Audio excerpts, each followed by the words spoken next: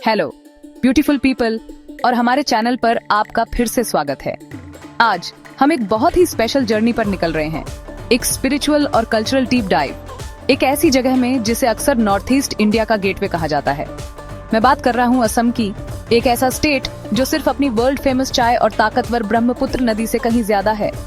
असम पुरानी कहानियों का खजाना है, कल्चर्स का एक मेल्टिंग पॉट है और दुनिया की कुछ सबसे वाइब्रेंट इंडिजिनस कम्युनिटीज के लिए एक सेंचुरी है। ये एक ऐसी जगह है जहां हर कोने में एक सीक्रेट छिपा है, हर फेस्टिवल एक कहानी कहता है और हर चेहरा एक अनोखी विरासत को दिखाता है। ये जर्नी मेरे लिए पर्सनल है और मैं यह कनेक्शन आप सभी के साथ शेयर करना चाहता हूँ। असम की असली आत्मा मेरे दोस्तों, उसके लोगों में है, खासकर उसकी इंडिजिनस ट्राइब्स में। ये कम्युनिटीज इस पवित्र भूमि के ओरिजिनल इनहेबिटेंट्स हैं। हर एक की हिस्ट्री सदियों पुरानी है, उनकी अपनी अलग लैंग्वेजेस हैं जो असम की ग्रैंड सिम्फनी में म्यूजिकल नोट्स की तरह हैं। उनके कस्टम्स इंट्रिकेट हैं, उनकी ट्रेडिशंस गहरी हैं और जमीन से उनका कनेक्शन कुछ ऐसा है जिसे हम सब सीख सकते हैं। इन ट्राइब्स को समझना एक कॉम्प्लेक्स ब्यूटीफुल प्याज की परतों को छीलने जैसा है। हर परत कुछ नया, कुछ फैसिनेटिंग, कुछ ऐसा दिखाती है जो इस इनक्रेडिबल स्टेट की रिच टेपेस्ट्री में चार चांद लगा देता है। इस डाइवर्सिटी को सच में समझने के लिए यह जानना जरूरी है कि इन ट्राइब्स को मोटे तौर पर दो मेन ग्रुप्स में बांटा गया है, प्लेन्स ट्राइब्स और हिल ट्राइब्स। यह सिर्फ एक जियोग्राफिकल डिस्टिंक्शन नहीं है, यह उनके जीने के तरीके, उनकी एग्रीकल्चर, उनके बिलीफ्स और दुनिया के साथ उनके इंटरेक्शंस को शेप देता है। ब्रह्मपुत्र की फर्टाइल वैलीज में रहने वाले प्लेन्स ट्राइब्स का लाइफ रिदम हिल ट्राइब्स से अलग है, जो असम की बॉर्डर्स की रक्षा करने वाली हरी भरी रोलिंग हिल्स में रहते हैं। आज हम इन 8 इनक्रेडिबल कम्युनिटीज को एक्सप्लोर करेंगे, उनकी दुनिया की एक झलक लेंगे। तो एक कप चाय ले लीजिए, कंफर्टेबल हो जाइए और चलिए इस एक्सप्लोरेशन को साथ में शुरू करते हैं। हमारा पहला पड़ाव बोडो लोगों के साथ है, जो असम की सबसे बड़ी मैदानी जनजाति है और एक ऐसा समुदाय है जिसकी पहचान और इतिहास की भावना बहुत मजबूत है।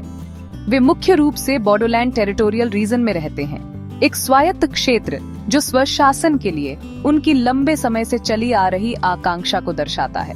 बोडो भाषा एक तिब्बती बर्मी भाषा है जो भारत की 22 अनुसूचित भाषाओं में से एक है, जो इसके सांस्कृतिक महत्व का प्रमाण है। आध्यात्मिक रूप से बोडो लोग मान्यताओं के एक दिलचस्प मिश्रण का पालन करते हैं। प्राचीन बाथोइज्म, एक धर्म जो सिजू वृक्ष को सर्वोच्च देवता के रूप में पूजने पर केंद्रित है, हिंदू धर्म के साथ शांतिपूर्वक सह अस्तित्व में है, और ईसाई धर्म एक अनोखा आध्यात्मिक परिदृश्य बनाता है जो प्राचीन और आधुनिक दोनों है। जब आप बोडो के बारे में सोचते हैं तो आपको उनकी कला के बारे में सोचना चाहिए। वे बुनाई के उस्ताद हैं जो अपने पारंपरिक करघों पर जटिल पैटर्न बनाते हैं, जो उनके लोक कथाओं और प्रकृति से उनके जुड़ाव की कहानियां बताते हैं। लेकिन शायद उनका सबसे प्रसिद्ध सांस्कृतिक निर्यात बागुरुम्बा नृत्य है, जिसे तितली नृत्य के नाम से जाना जाता है। यह बोडो महिलाओं द्वारा एक सुंदर और मंत्रमुग्ध कर देने वाला प्रदर्शन है, जो फूलों के खेत में तितलियों की गति की नकल करता है। यह नृत्य केवल मनोरंजन नहीं है, ये प्रकृति का उत्सव है, भलाई के लिए एक प्रार्थना है और बोडो लोगों की कोमल लेकिन मजबूत भावना का एक दृश्य प्रतिनिधित्व है। उनकी समृद्ध लोक कथाएं जो पीढ़ियों से चली आ रही हैं, असम के सांस्कृतिक आधारशिलाओं में से एक के रूप में उनके स्थान को और मजबूत करती हैं। नेक्स्ट हम मजुली जाएंगे, जो दुनिया का सबसे बड़ा रिवर आइलैंड है, मिशिंग लोगों से मिलने, जिन्हें मिरी भी कहते हैं।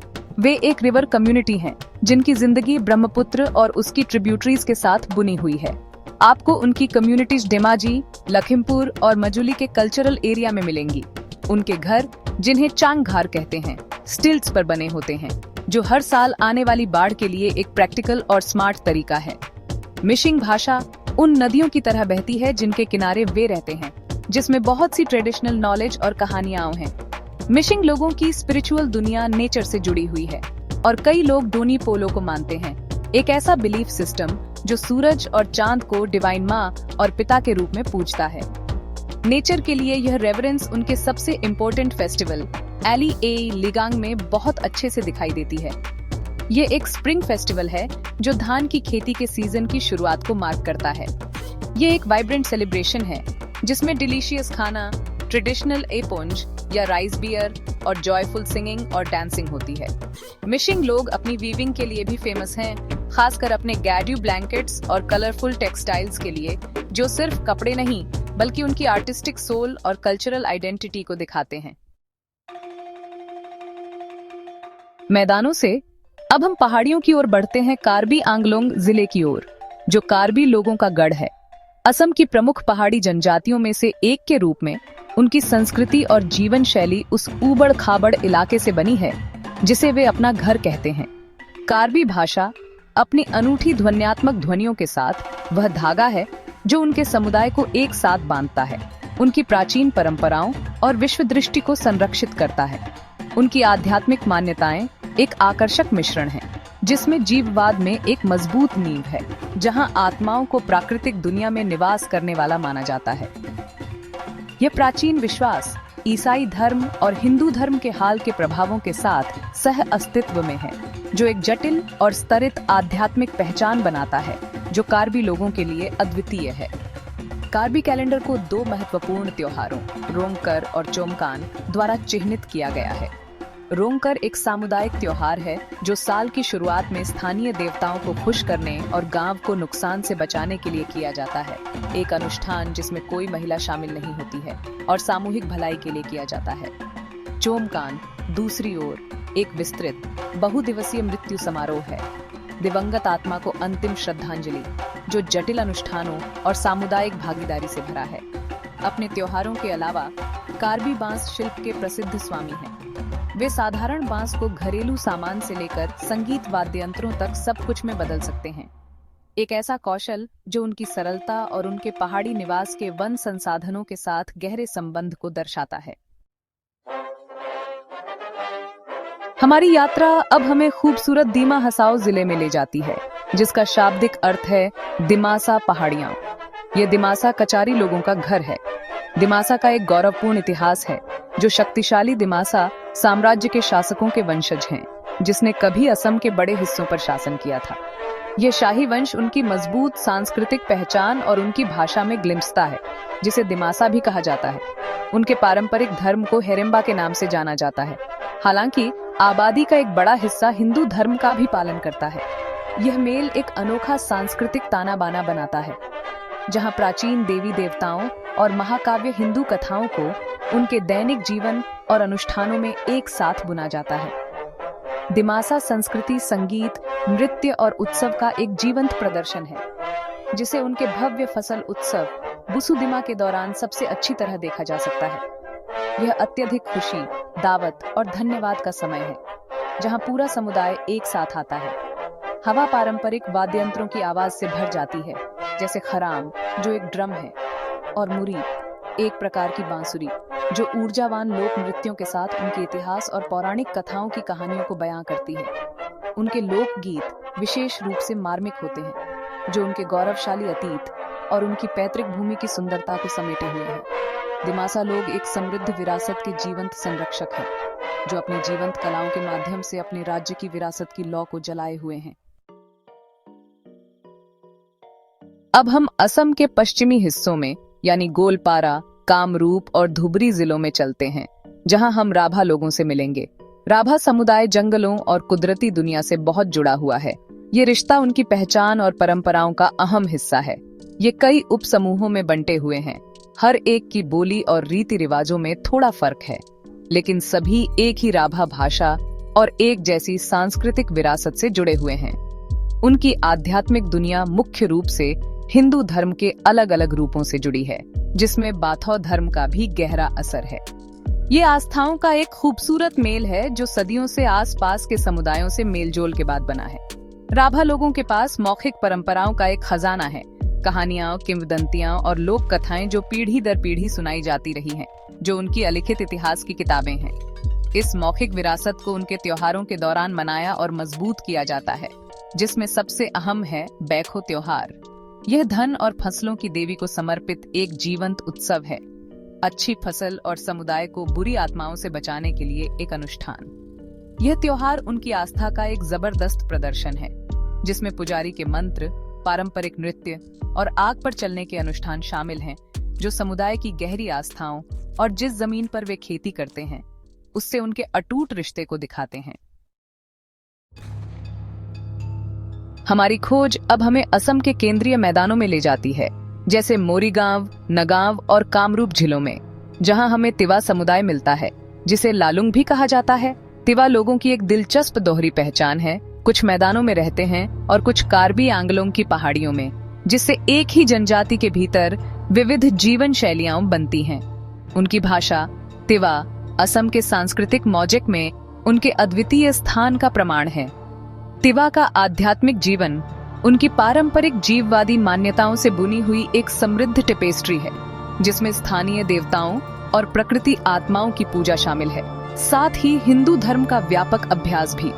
तिवा एक सचमुच अद्वितीय घटना जॉनबील मेला के लिए प्रसिद्ध है।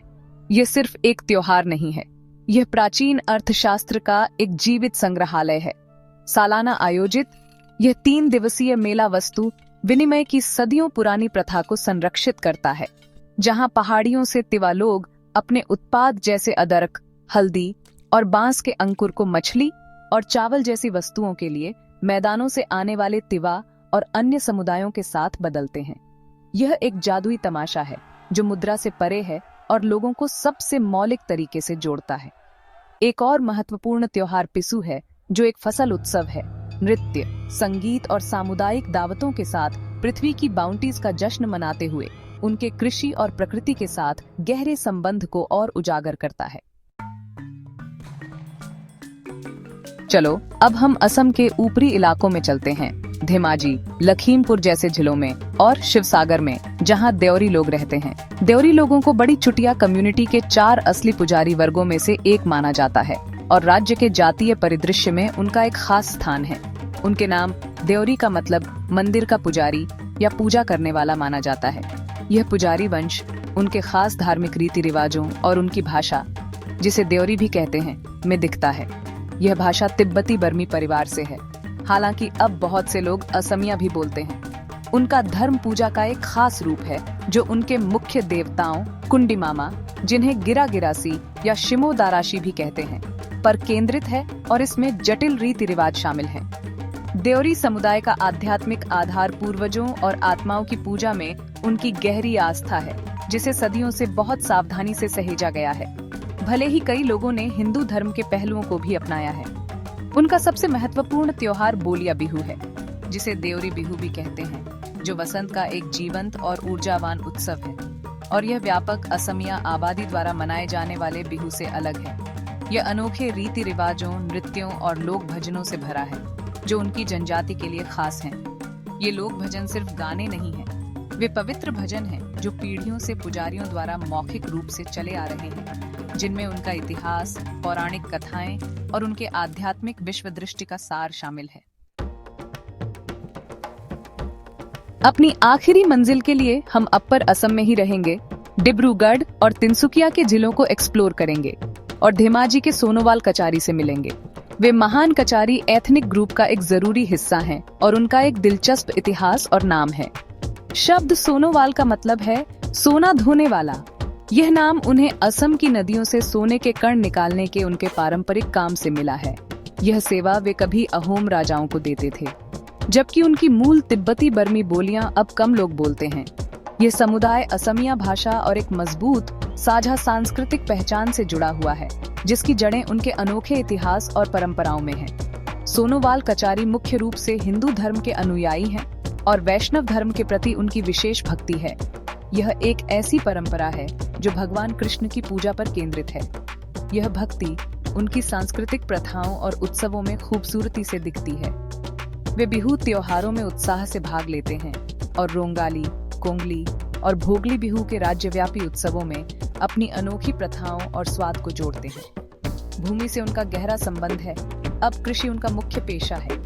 उनके सोना धोने के अतीत की विरासत, उनकी गहरी आध्यात्मिक आस्था और जीवन के जॉयस उत्सव के साथ सोनोवाल कचारी को असम के समृद्ध सांस्कृतिक ताने बाने में एक जरूरी और चमकता हुआ धागा बनाती है।